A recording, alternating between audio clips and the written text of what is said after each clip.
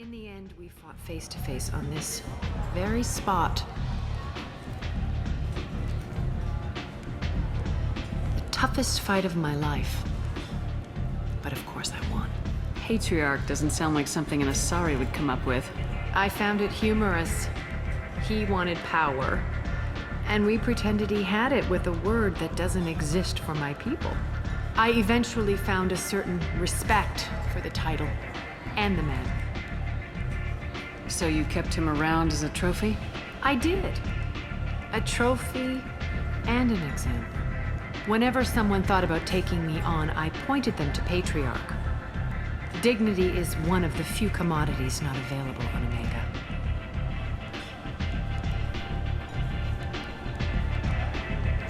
Interesting. Let's move on. Do you need something else?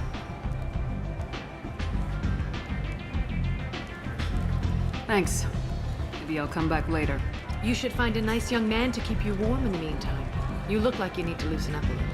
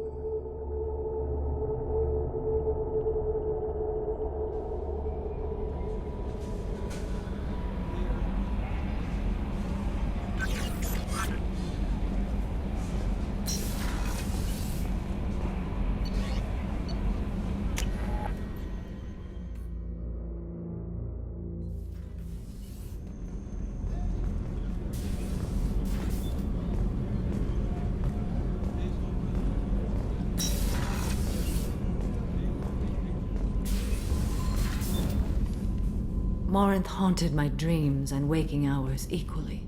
For the first time in 400 years, I am free. I am a ruined vessel of sorrow and regret, but I am free.